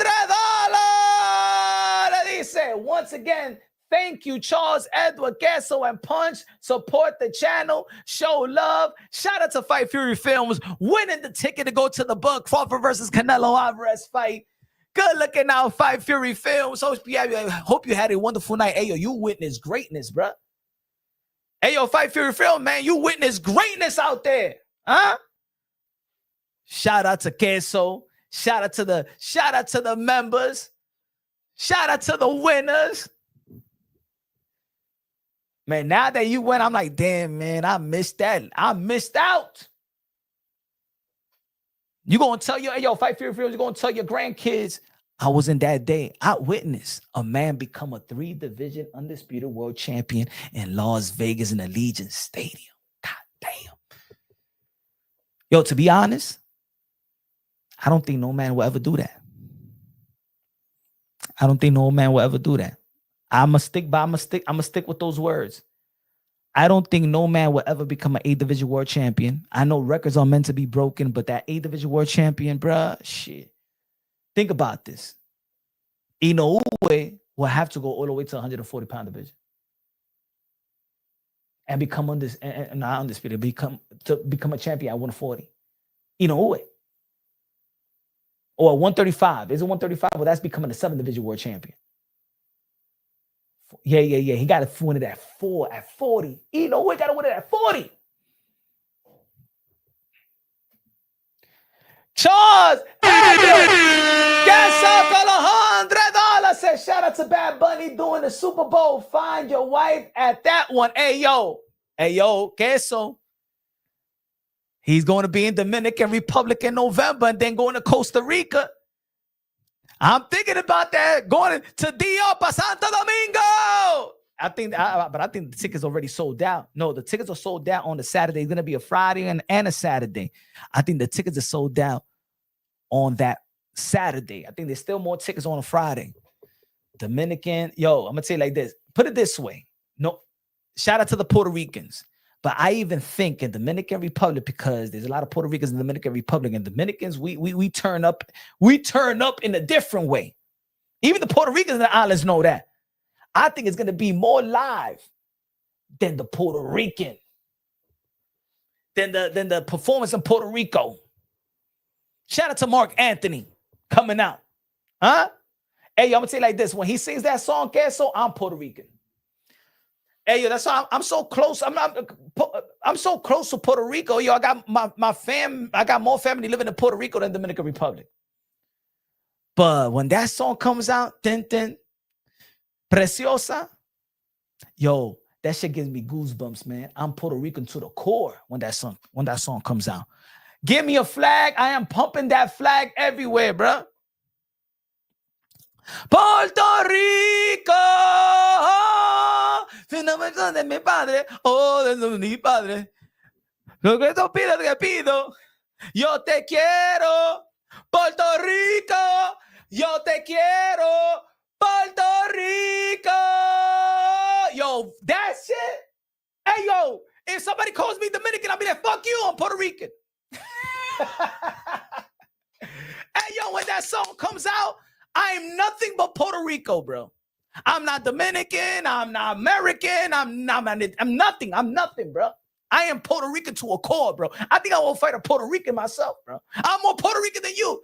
Puerto Rico. Yo, that shit I love that song, bro. I love it, bro. I wish we had an anthem like that. We only got Dominicano soy. Nah, that ain't no preciosa, bro. Queso. Good looking out. Appreciate you, Queso. Que Dios te bendiga. El humanitarian del boxeo. Queso. Con los $100 dice, welcome, Fight Fury. It's not fair because you have to start a fly and have Alex Arriza in your corner. Not Manny Hater over here. I went to the Barrios fight. Welcome. Don't throw that. Don't throw that over there. Don't throw that. Esa puya. Yo, when that Mark Anthony, because we was watching that in the bar, right? Hey, yo, they took all the TVs. They shut down all the sports. And they was playing the Bad Bunny concert, bruh, in the bar. And you know the first part of the concert, he got his little slow jams, right? But once he started, esa novia, you know, otra, seguro toda, venga, VIP, the whole crowd, the whole bar was like this, Gaso. VIP, hey, and then when Mark Anthony came out, bro. Dame el trago, I need drink right now. This Mark Anthony motherfucker right now, right? Ribecky over here. Now, Mark Anthony's my guy, bro.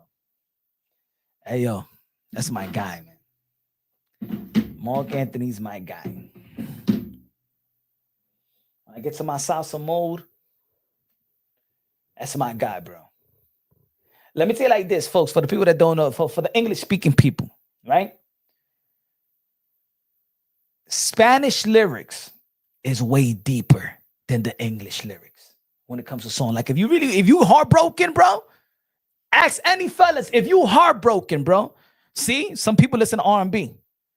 Man, let me tell you something about listening to El Torito. Listen to bachata. Get a cigar and get rum. And if you really heartbroken, bro, a tear is going to come out, bro. Ain't nothing better than being heartbroken and listening to bachata, bro. That shit will drown you and then pick you up right back up. But you need that. You need those sessions, bro. That's the therapy. Dominicans don't go to therapy. They listen to bachata.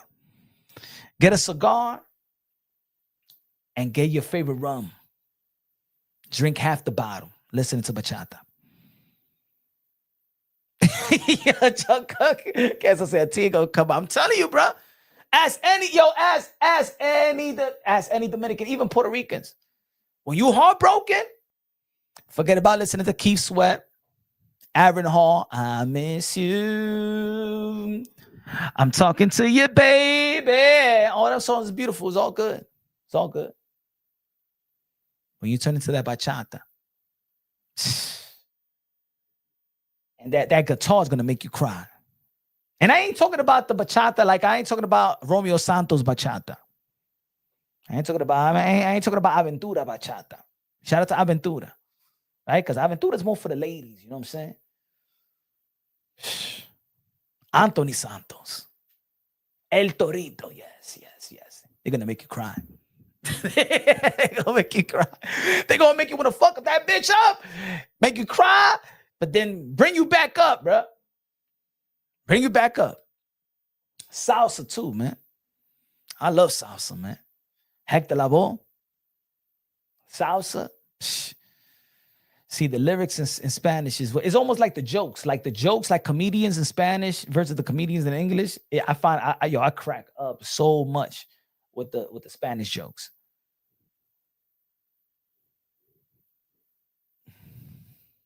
I'll give you a joke. And I think it's in Spanish. I think it's in Spanish. Probably I heard it before, right? And there was this joke I used to say it all the time. All right, there's three brains. The white brain costs $15. The Latino brain costs $250. The black brain costs 5 G's. Look at that, folks. The black brain costs 5 G's. The Latino brain costs $250. The white brain costs $10. Why is the black brain more expensive than the Latino and white brain?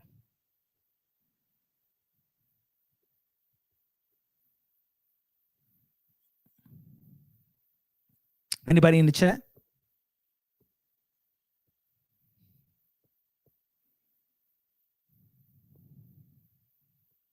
How about listening to Manya? Tio gonna get his ass beat. We'll see. Wait, I focused up on the video game. All right, I'm gonna say it again. What the fuck did I walk? Hey, yo, I'm gonna say it again. Little jokey Joe. The white brain costs $10. The Latino brain costs $250. The black brain costs $5,000. Why does the black brain is more expensive than the Latino and white brain? Saludo, just got in. Shakur and Tio is a chess match. Yes. Because Latinos listen to Bad Bunny. Nah. That's not the answer, Cesar. Y'all want me to give you the answer, yes or no? Y'all don't know the answer? Don't be AI in this shit too. Googling the shit. Because they make you more when you purchase them. Because they make more. He says seasoning. And blacks like the expensive, the Gucci type. No. All right, I'm going to say the answer. The reason why the white brain is $10 and the reason why the Latino brain is $250 and the reason why the black brain is $5,000, the reason why the black brain is the most expensive brain is because it's never been used.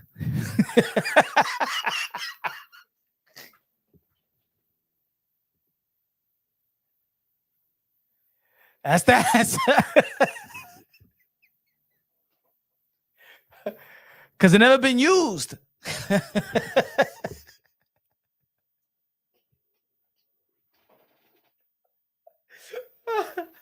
All right. Little jokey joke.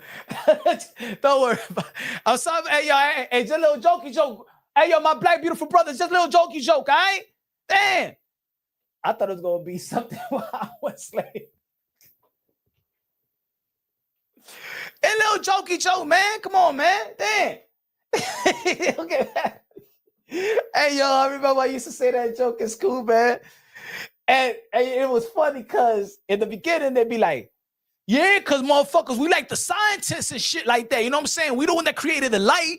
And yeah, that's why our brain. And yo, I had people debating before me giving the answer. Yo, in the lunch, in high school, people just debating like that, going back and forth and stuff like that. Like, yeah, our brain calls small. I didn't even get to the answer first. I'd be like, yo, Eddie, yo, why? Yo, crazy Eddie. So what's the answer? Because your brain never been used, bro. Y'all use our brain. All right. Little joke. There's some more. There's some more Spanish jokes. I got some more Spanish jokes, but I go. Sometimes I get enemies with these jokes, though, man. You about to get me kicked out of Black Women Chat, right? Oh, yo. I mean, but you could try that with anything, right? You could try, like, take out black, and you could be like, you could be around Asians, whites, and Indians, and you could try with that. Try, a matter of fact, Charles Eddercheese, yo, try with the women and girls, right? Be like, yo, why you the men brain costs $250. The women brain costs a whopping $10,000. Why does the women brain cost more than the men brain? Because we smart and shit like that, motherfucker, and stuff like that. Because we better. We're actually smarter. You know, the brain muscle is bigger than any muscle of the body. You feel me? That's the reason and stuff like that. I told him we could make better money. We cheat better and stuff like that. We know how to manipulate shit. Why? What? Not because we. You got that woman talking and shit like that, man, because your brain never been used. Shut up. Shit is all fresh and shit.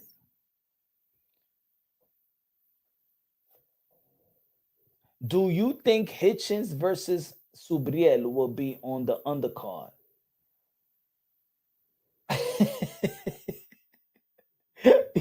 I think one of the best things is to laugh at oneself. Hey, yo, bro. Hey, yo, that's why. Yo, me? Bro.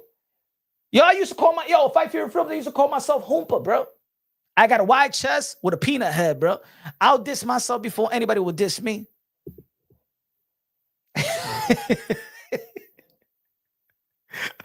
Hey, yo, I diss myself before anybody gonna diss me. Your jokes gotta be, that's why when I even debate about boxing, I'm like, your jokes gotta be funny. You gotta roast me before I roast myself, because I can roast myself all day. Huh? Shit. I used to roast myself with a chipped tooth. Roast myself with a peanut head. I got a peanut head, bro.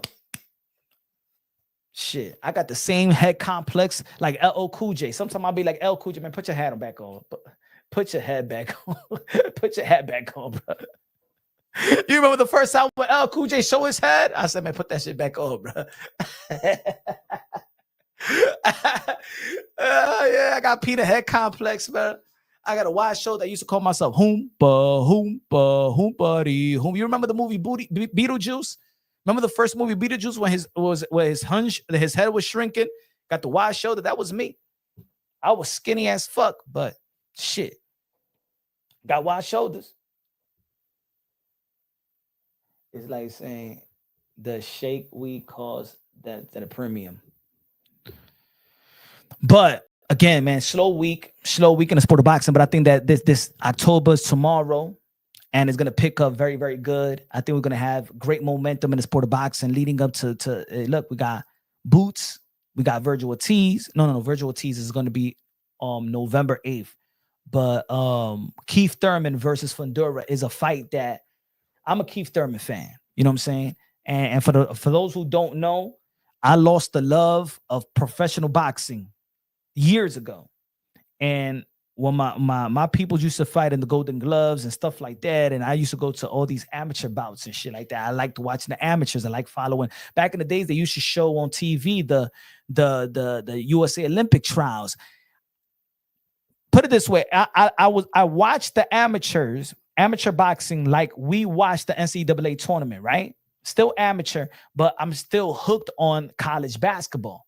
Some people are hooked on college football. I love college basketball just as much as I love the pros. I think the pros has gotten too political, but you could see in college, especially that when you're talking about the NCAA tournament, you see every possession they playing with their hearts out. They're not getting paid. They playing with their hearts out, right?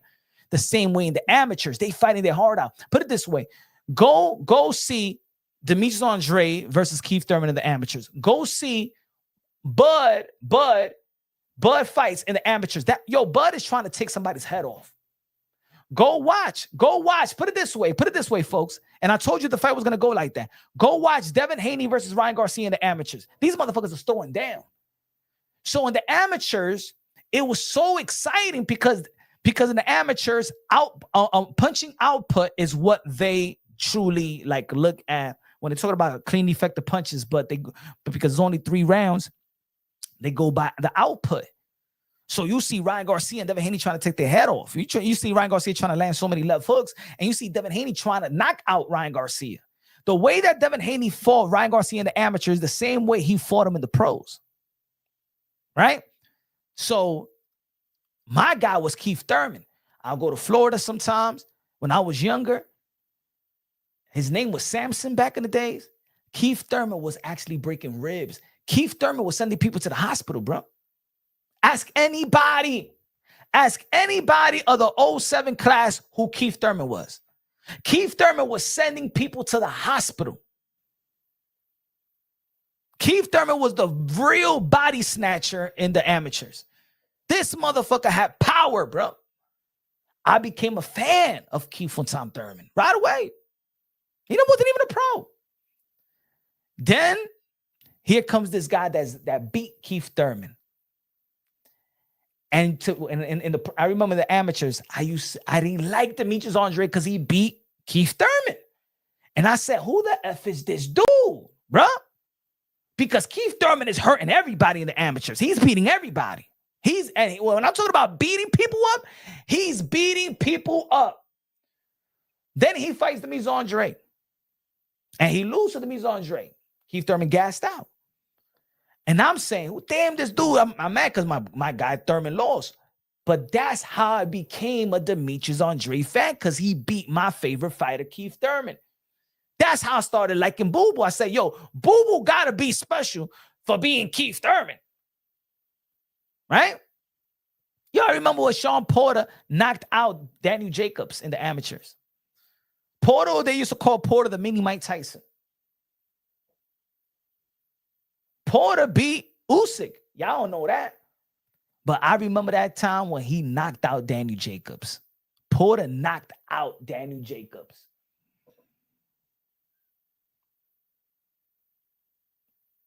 So then when you know, and that's the reason I follow the amateurs, Teofimo Lopez. That's why I said that Teo was going to outbox Vasily Lomachenko, not because what I seen Teofimo Lopez do in the amateurs. Nah, man, Teo only got a puncher's chance. Y'all don't know Teo. See, y'all don't know. Watch. Y'all gonna see. Y'all gonna see. Lomachenko is going to get in the ring with somebody that is more athletic than him. The reason why Lomachenko was winning a lot of his fights is because Lomachenko was always more athletic than all his opponents. But Teo was more athletic than him. Did Porter ever truly recover from losing to Kell Brook? I think he recovered losing to Kell Brook. Porter, man, Porter just got he's one-dimensional. But that one dimension of Porter will give anybody a challenge, bro, because he overwhelms you, man. He don't let you take a break. But I always seen, like, one of the fights I hated, though, and I even told them personally, I hated that fight he had with Berto. I feel like that was so sloppy, headbutting. Oh my God, that was a nasty fight. I always knew that Thurman was gonna be Porter. I always knew that shit. I think that boxing IQ, I think that Porter was all physical. And once he faced people with an IQ and that could fight, not only box, because you need a fight as well. To beat Porter, you just can't box. You got to also fight him too. That's what Bud did, and that's what Thurman had to do. Because Porter is going to force you to fight. Porter's not going to force you to box. That's what Errol Spence had to do. If Errol Spence did not knock down Sean Porter, he was going to lose that fight. If you look at the scorecards, Errol Spence, if it wasn't for that knockdown, and it wasn't even like pure knockdown, it was Sean Porter putting his glove on the canvas. If that didn't happen, if you look at the scorecard, Sean Porter would have beat Errol Spence.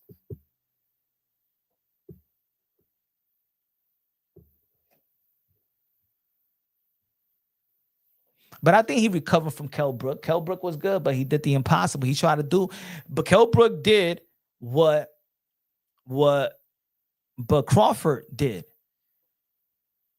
And let me say it like this: what Bud Crawford did, because y'all know I was like, come on, man, he ain't gonna go 2 divisions up and fight the man Canelo Alvarez. is the same. What Bud did, and that's how you could tell the more days go by, Bud is fucking great, bro. Oh, he's greater than great. The more days go by, because of course, it's to decompress and to really let it sink in what Bud Crawford has accomplished and versus who at the time, though. Because Canelo Alvarez is still in his prime. Canelo Alvarez is still on his prime. You remember, and I said this in another video, right? Let me see if I still got it. You remember, hold on. Let me see if I got it here.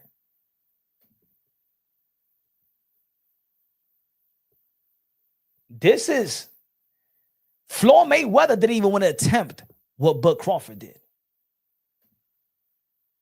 Floyd Mayweather didn't even want to attempt what Floyd Mayweather did. This is what Floyd Mayweather Sr. said. Probably beating him and stuff. But at the end of the day, even with Floyd, the guy is too big. He can't take your punch. You can't take his punch. He can't take your punch, but you really can't take his punch. And he can take what you give him, but you ain't going to be able to take what he gives. And plus, he can smother you too. I'm just telling you, that is not a good break for my son.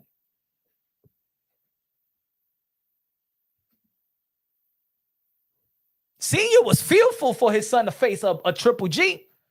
So Floyd Mayweather was never going to do. Floyd Mayweather was never going to try to attempt. Floyd Mayweather Sr. admits Golovkin is too big, strong for my son. That's what we said about Bud Crawford versus Canelo. Canelo beat Triple G. Floyd was never going to attempt what Bud did. And ladies and gentlemen, I don't think nobody's going to attempt it either. Unless they, a realistic attempt. I don't think nobody at 154.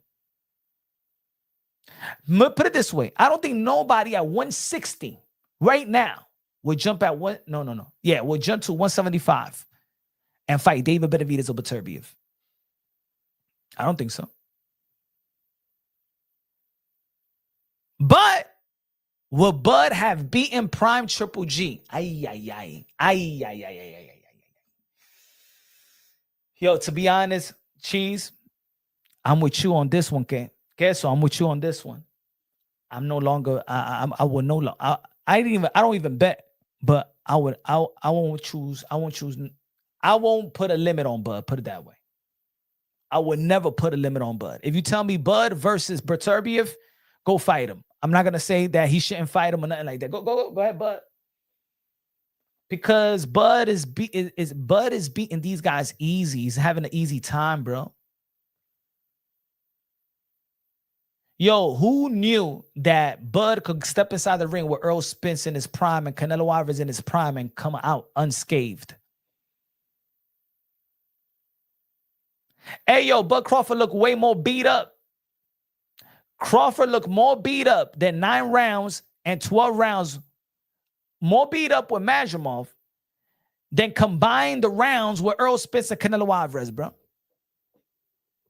Who would have thought? Yo, I can't even bet that shit, bro. Who could predict that? Who could predict that? That Bud is going to fight Earl Spence and Canelo and come out practically unscathed. Who could predict that? Now, there's going to be some people out there they're going to act like geniuses and shit like that. Shut the fuck up. No, nobody could predict that, bro. Nobody could predict that. That's like me saying that Roberto Duran is going to go to face Hearn and Hagler and come out unscathed. That's like me predicting that Roberto Duran is going to go up and fight Hearn and Hagler and come out untouched, basically. No nosebleed, no little cookies, no black eyes, no nothing. He said Canelo left unscathed too. Mira, David. Stop lying. Stop, my brother. Man, he had his face was scathed and his heart was scathed. My man introduced Bud Crawford to his wife and kids, bro. After, man, no man gets a beating and then you introduce your family to the dude that beat you up.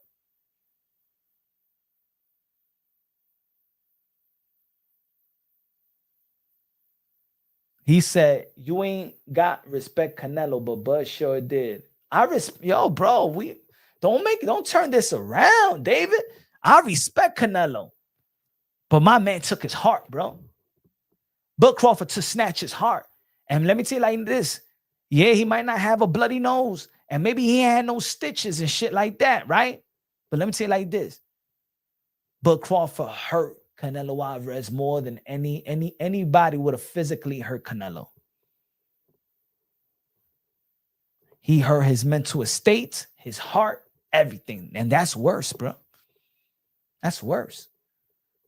That mental part of the game, see, the physical will heal quicker than the mental part.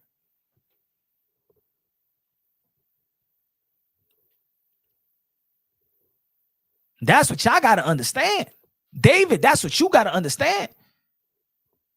He hurt Canelo, bro. He hurt Canelo's heart. Yo, do you know how many years it takes to recover? Go ask what's his name? Go ask Wilder, ask George Foreman. George Foreman had to leave the sport of boxing. Why you think that even Hagler quit and retired early, bro? He was mad, man. He was heartbroken that Leonard won in the scorecards, bro. That mental part, man, that mental could break you, bro. Some people can't even step inside the ring, bro. You think that Jamal Charlo couldn't step inside the ring? You think that Jamal Charlo didn't fight Canelo Alvarez because he's not physically ready? Nah, he ain't mentally ready.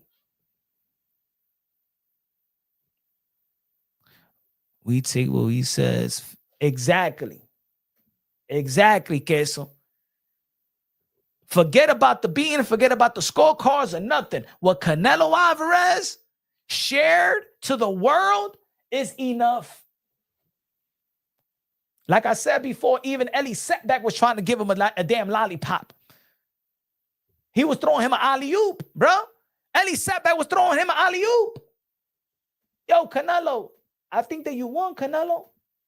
I had you winning, Canelo. Canelo Alvarez shut that shit down right away. No, we had to give it to him to board. I couldn't do anything. I couldn't figure him out. I couldn't figure him out in nothing. Bro, he mentally, oh my God. Bud humbled that dude like I never seen a fighter.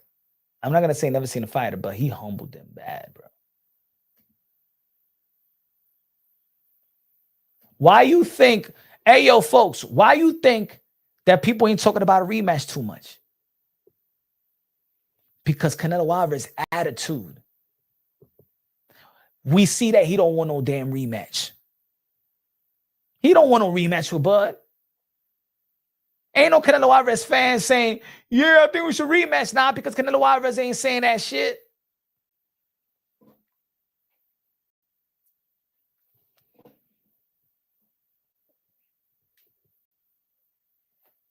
But anyway, folks, man, going on 2 hours. It's going to be a live. It's going to be a good October, and it's going to be a better November. So you already know, man, leading up to these fights, we're going to be talking about a lot about Jerome Bruce Ennis. We're going to be talking about a lot about Sebastian Fundora versus Keith from Tom Thurman. We're going to be talking about Stephen Fulton or Shaki Foster. We're going to keep updating you on these situations with Terence Crawford and the Omaha police, in which I won Bud Crawford to sue their asses. We know what it was, in my opinion. They know what they were trying to do. They was trying to catch Bud Crawford. They figured that he was coming out the club. He got to be drinking. And he a fighter too, so he going to be violent. Shout out to Terence Crawford in being disciplined, patient with the cops, because what they wanted Bud Crawford to do is react like they thought a fighter with some liquor in their system. They assume they know what they was doing stopping Bud Crawford at that time. They know who Bud Crawford was. They wanted Bud Crawford to react, and I'm not over-exaggerating. They wanted Bud Crawford to react so they have an excuse to pull the trigger on Bud. We know the game. Come on, man. We don't even got to see. We a living experience, man. I come from the same community. I come from the same type of life. I encounter cops. I got guns pulled on me 3 times in my life, and 2 times were cops for no damn reason. And if I would have made one certain move, bro, my head would be blown off. But anyway, man, tomorrow we back at it live. Y'all already know, 8:30, 9 p.m. Eastern time. Hopefully, we got some more news. Shout out to TKO locking the deal with Paramount. Boxers, you better keep your market value, because I'm saying like this: the days of Turkey I'll shake, giving all that bread and done, it's coming to a close. But shout out to everybody in the chat. Yo, guess on my brother, man. Again, you got me turned up, man. You got my your how you say your motivation and inspiring and challenging me to get back in shape.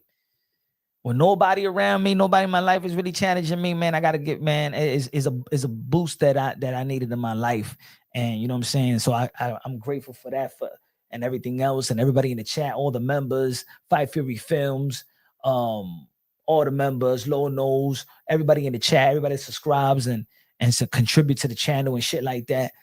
But back at it, man.